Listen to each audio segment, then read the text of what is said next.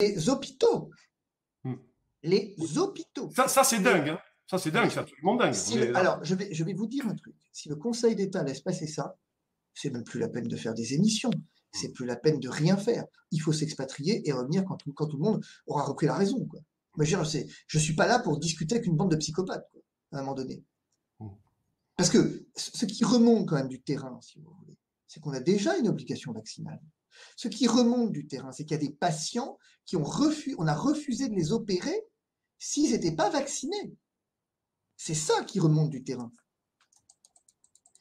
Ah oui, c'est quand même effrayant ce que vous racontez là, Fabrice. Il y a des gens qui n'ont pas pu avoir une opération parce qu'ils n'étaient pas vaccinés. Mais bien sûr. Combien de personnes me disent aujourd'hui, je vais me faire vacciner parce que sinon, je ne peux plus aller voir mon épouse qui est hospitalisée. Déjà, on me mettait la pression de manière terrible. Mais là, je peux plus parce que là, on va me le refuser, l'accès. C'est ça la vérité quand même. Et là, on a écarté le PCR alors dans votre discours finalement, dans cette argumentation. On a écarté le PCR. Aller plus loin. Pour prendre des trains, il faudra être vacciné ou avoir un test PCR payant de moins de 48 heures. Il est loin le temps où il paraît que les asymptomatiques, il fallait absolument faire des tests PCR à tout le monde parce que les asymptomatiques transmettaient et que le vrai problème de ce virus, paraît-il, on nous a dit pendant un an, ce sont les asymptomatiques. Ils sont où les asymptomatiques là? Là, il n'est plus question de les chercher, de les traquer, avec les dents presque. Les asymptomatiques, ah ben non, puisque maintenant les tests vont être payants, puisque si ce n'est pas une ordonnance, c'est des tests de confort. Mais alors du coup, les asymptomatiques, on va passer à côté, si je comprends bien. Donc, il y a un risque de reprise épidémique, si je comprends bien. Parce que tout ça va mettre des tests payants? Non, on voit bien qu'en fait, il y a une volonté d'obligation vaccinale. Ceci dit, juridiquement, il a dit quelque chose hier soir, c'est que pour lui, on n'est pas encore dans l'obligation vaccinale. Parce que pour lui, on pourrait aller plus loin. Ce qui m'interroge sur le plan juridique, ça voudrait dire quoi aller plus loin?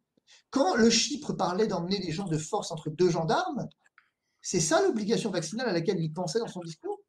C'est pas un instant concevable. Enfin, pardon, ça n'était pas un instant concevable jusqu'à hier soir.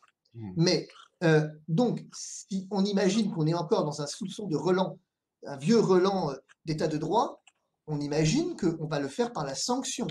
C'est-à-dire qu'on va priver les gens d'un accès à un certain nombre de services plus importants encore que ceux à quoi on les prive là. Du coup, il va rester quoi? Il va rester les services essentiels. Et je vous rappelle que c'est ce qui s'est fait en Israël, puisqu'en Israël, à un certain moment du délire du pass sanitaire, vous n'aviez plus le droit d'accéder à certains espaces, même publics, services publics, si vous n'étiez pas vacciné. Donc, c'est-à-dire qu'on va non plus instaurer des citoyens de seconde zone, on va les faire disparaître. Rappelez-vous qu'il a effectivement dit que dans des gares, on croisait des gens qui n'étaient rien. Eh bien, je crains qu'en fait, la France se remplisse tout à coup de toute une partie de gens qui ne sont rien. Et je termine sur un point. Sur le plan de la discrimination. On parle beaucoup des gens qui ne veulent pas se faire vacciner. Mais on a inventé un nouveau truc, là, depuis hier soir. Regardez la tendance Twitter qui se passe. Les médecins de Twitter vous disent qu'il n'y a pas de contre-indication vaccinale, que c'est du flan, tout ça. Donc, c'est-à-dire en fait, on ne reconnaît même plus l'existence d'une contre-indication.